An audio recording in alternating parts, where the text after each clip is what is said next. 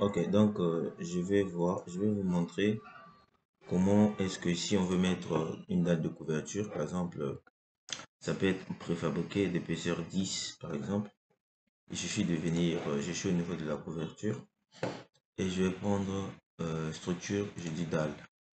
Je vais dire modifier le type et je vais juste renommer, dire dallette par exemple, ou bien dalle de couverture. Donc j'appelle ça DC, dalle de couverture. Modifier ici pour changer l'épaisseur 0,10. Ok.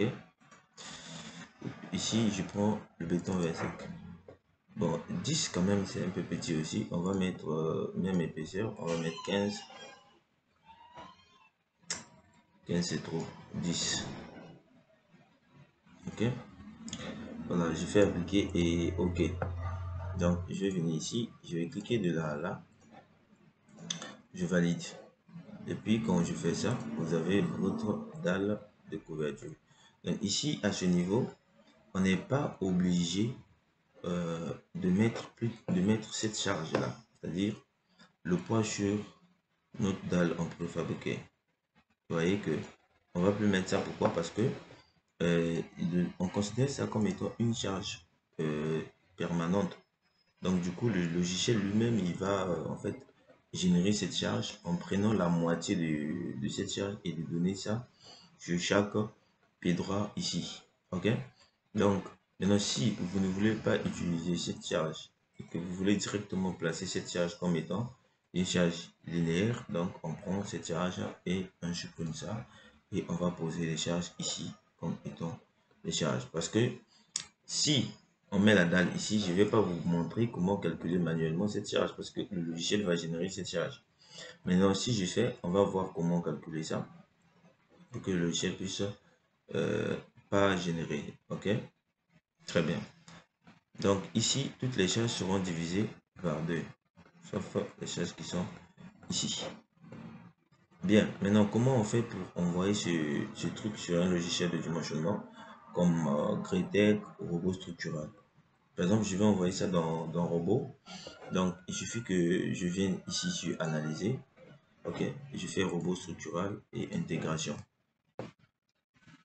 Je fais OK.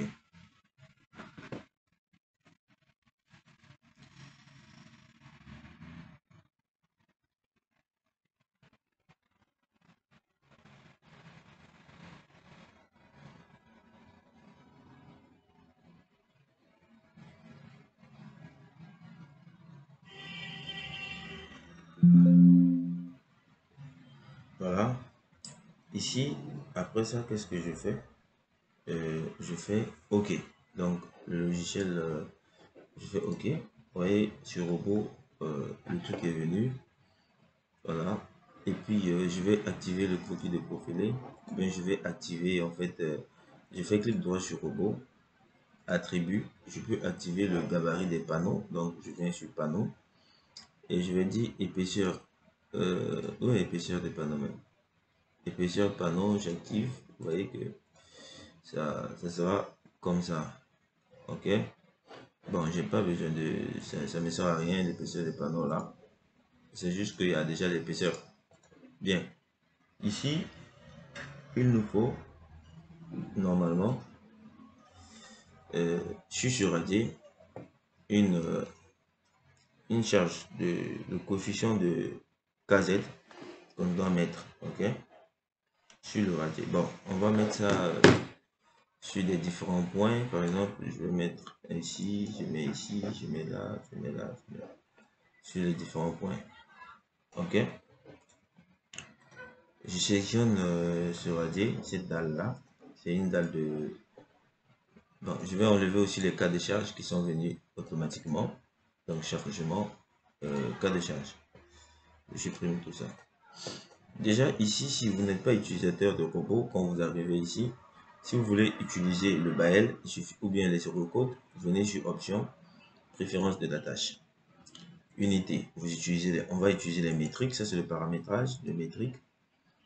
Le matériau, on va utiliser le béton 25. Vous prenez béton 25. Le catalogue, vous avez un catalogue que vous pouvez créer si vous avez des charges à ajouter sur le catalogue. normes de conception. On prend par exemple le BL ou les Eurocode 2.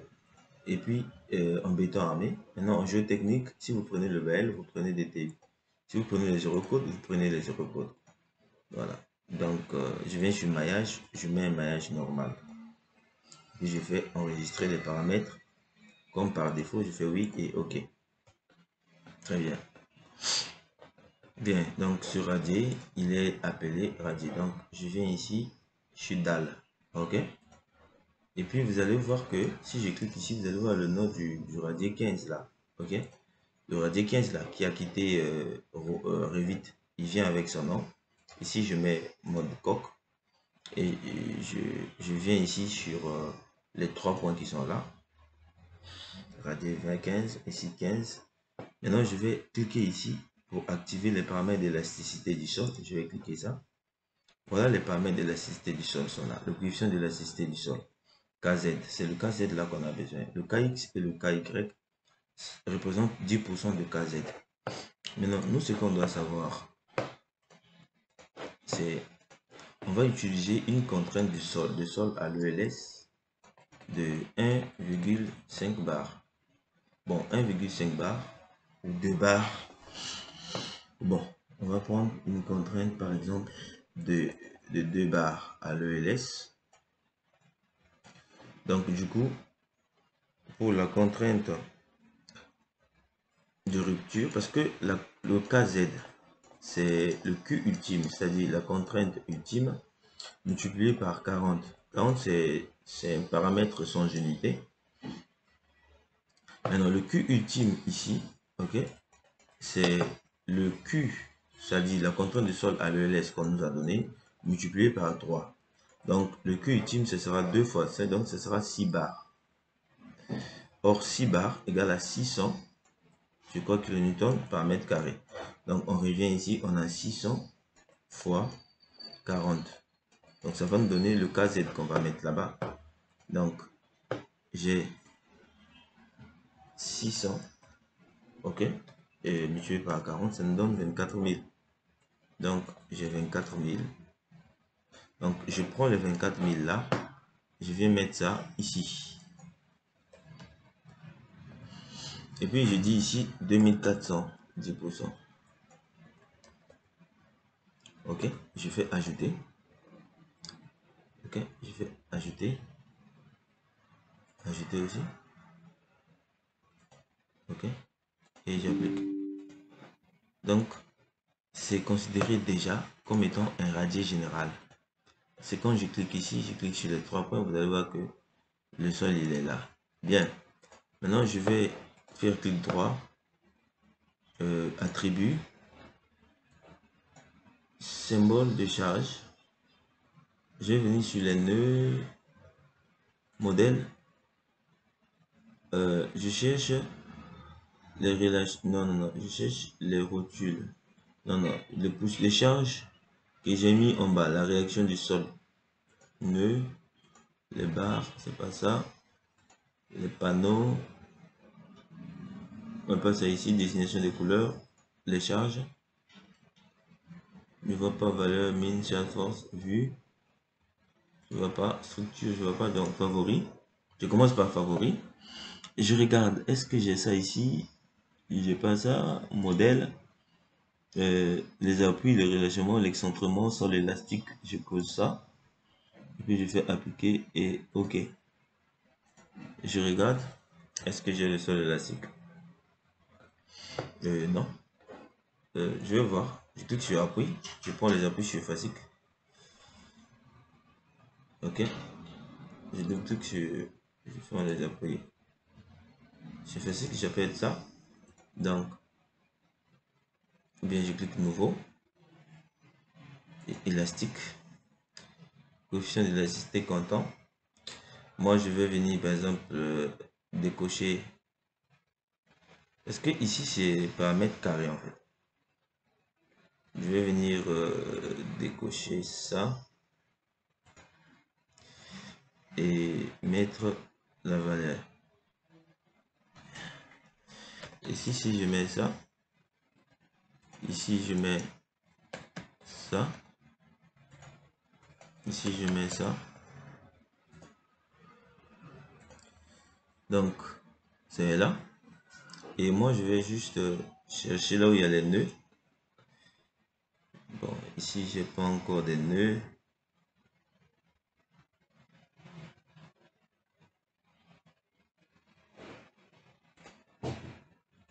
Donc là, maintenant, vous pouvez juste ajouter ça sur les nœuds si vous n'avez pas en fait fait ça. Bien.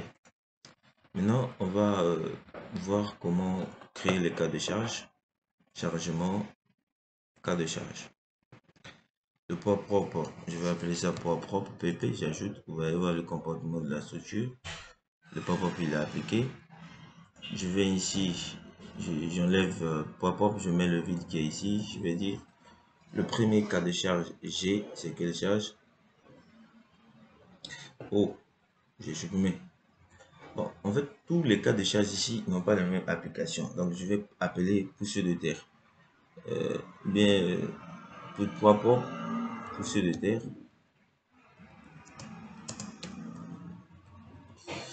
Ok.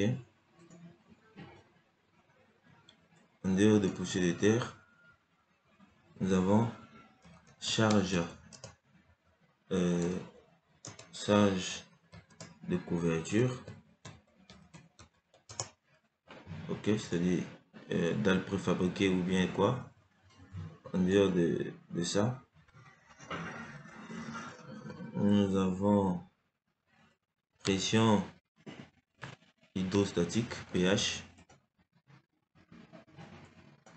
le poids sur le radier, poids sur radier, c'est-à-dire la dalle, la charge de la dalle, la charge de l'eau sur le radier.